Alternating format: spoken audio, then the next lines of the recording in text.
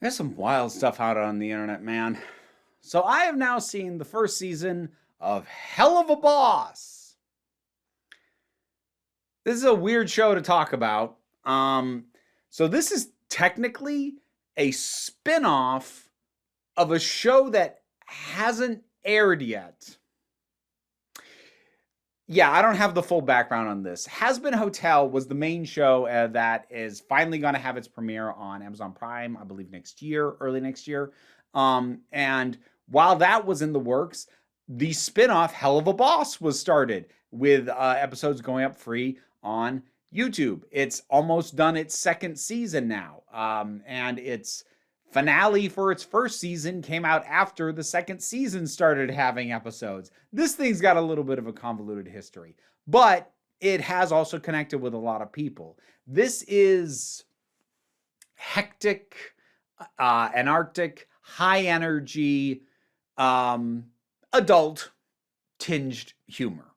And in a way that can sometimes try my patience a little bit, because it is doing the excessive violence, way more characters swearing way more often than is really strictly necessary. If you've seen my older reviews for like the Harley Quinn animated series and me commenting that, boy, they seem to be dropping the F-bomb more than would actually even happen in casual conversation between vulgar people just to prove that they could. Yeah, this has that a bit. And its premise, also not exactly child friendly. So the premise of this game. I just recorded a video game review. That's why I said that. But the premise of this show is that it does in fact take place in hell. And it deals with the workers at an organization called IMPs. IMP, Immediate Murder Professionals. So the idea is when you die and go to hell, because most of us do, when you get there, if there was somebody still alive back on Earth that wronged you, was responsible for hardship in your life, or you just didn't like and you want them dead, you hire these guys and they go to the earthly plane and they kill them.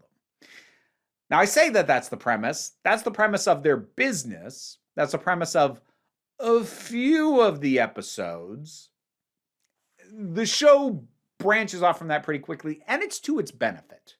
That initial core concept of what they do and the titular Helluva Boss being Blitz, who just should not be in charge of anybody. And for his employees, he has Moxie and Millie, another two imps who are easily the best adjusted people in the room, but also have Blitz for a boss. So that doesn't help. There's Luna, who is basically the secretary. She is a hellhound, Blitz's adopted daughter. Again, he should not have authority over anybody, but he has an adopted daughter. She's big disaffected goth energy from Luna. And then you have additional characters such as Stolas, who is sort of a prince of hell and who has the book that allows Blitz to get back to the surface and be able to actually kill human beings. And Stolas allows Blitz to have access to that because the Blitz does very nasty things to him. Basically just banging for the privilege of using the book. And that's sort of your initial dynamic with a lot of these characters. And there's other characters as well, but that's sort of your core cast. And the show starts out a little rough. Not bad, but not something I would have stuck with if it had remained this way all the way through. Because initially, its earlier episodes lean much more into its starting premise of going to Earth, to fulfill a contract, to do this job for whoever. And, it's high energy, it's chaotic, it's a bit vulgar. So, like, there's certainly a lot of just raw energy to kind of get you through, but it's fine. It just reminded me of other stuff that I kind of bypassed on things like Cartoon Network, or heck, even all the way back with stuff like Ren and Stimpy. That I was just kind of like, yeah, I feel like if this would calm down and stop bouncing off the walls for 2 minutes, I might like it more. But it actually does calm down eventually as it moves further away from its premise and it starts to actually focus a bit more on those dynamics, on those character interactions, on those characters' history. Because, minor spoiler, everybody is traumatized in this, and pretty much all of them have terrible parents.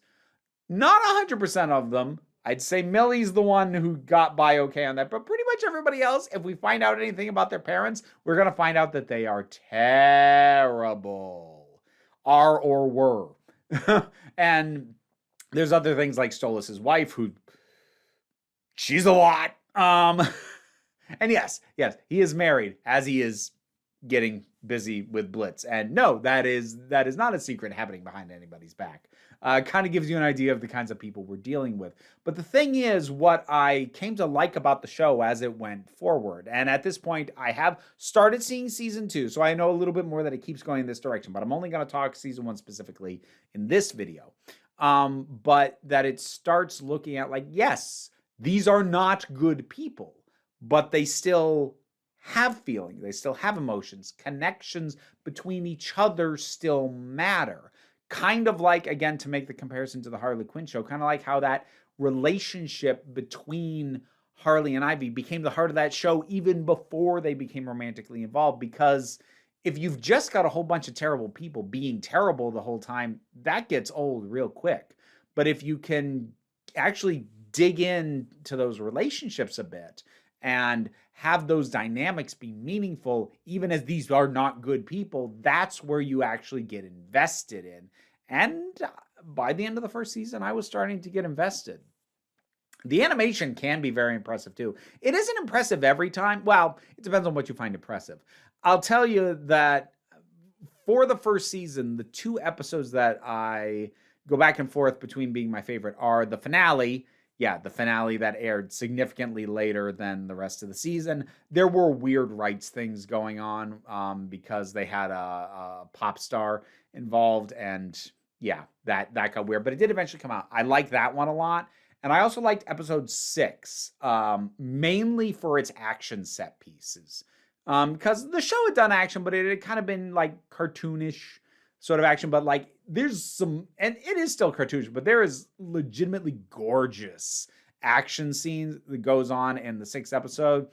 And it also cemented Luna as probably my favorite character, especially in the action scene. Holy crap. Like, these kinds of action scenes, oftentimes, whoever has a gun is going to be the most boring. No, the characters with guns, pretty cool. But then Millie shows up with a big axe, even better. But then there's Luna just tearing people apart with her bare claws and chomping heads, and it's gorgeous. It's gorgeous animation, and I freaking love it so much. But I'm going to stick around, and I'm going to keep watching and probably give my thoughts once the 2nd season is fully out. The last episode isn't out yet at time of recording. I'm probably going to stick around for, not to say that it's for the characters is not wrong, but that's incomplete. I'm sticking around for the character dynamics because I'm not sure any of these characters would be enough in and of themselves to keep me around. But it's the way they play off each other, and it's the way that these relationships and the connections between each other are shown to matter, even though these are bad people by and large. I really do enjoy that. Stolas, for the record, is probably, he's real close to Luna. Stolas is another character I really, really like. And I don't dislike any of them. Like, Blitz is a lot he's supposed to be. He's an absolute mess. But I still like him on screen because I like seeing how he interacts and plays off of Moxie, Millie, Stolas, Luna. So the dynamics are why I'm sticking with it and why I'm here. The Antarctic energy it's still there. It's nice and it's kind of a glaze on it, but it's having a little bit more depth in the character dynamics than I was expecting. That's keeping me around. I'm having fun with this. I don't want to oversell it as like some secretly deep thing, but for me, what makes it worth watching is stuff that is a little bit deeper than surface level. Helluva Boss, season 1. I'm having fun with it. Have you seen it? What did you think about it? Are you excited for the finale of season 2? Are you excited for Has Been Hotel? I'll probably check that out when that comes out. But we'll see. Whatever your thoughts are, drop something down in the comments to talk about it. Patreon pays the bills, enables me to do this as my living. Even if you can't help me out that way, like, share, subscribe. They all help. But don't worry too much about it. Take a relaxed attitude around here so you can come on back next time you need a break. Time to thank some patrons, and this time I'm going to say their names as if I'm greeting them, welcoming them to a party. Robin Moore, Zuman Lafula, Goddess Elida, Turok, the thing that goes doink in the anime, Ruth, Gozer the Gozerian, Oliver B, Solitary Pictures, Ulrich Bogdan, Melinda Walters, Jen, Auntie Kate 808, Becky Sparks, Phenobilox the Poodle, Robin Powell, T Love, Tracy Scrabbit, Angry Casperl, Dave Hall, Rosalind Bennett. Have fun tonight. And thank you for your support. I don't know why I decided to do that this time, but I don't know. I'm having fun.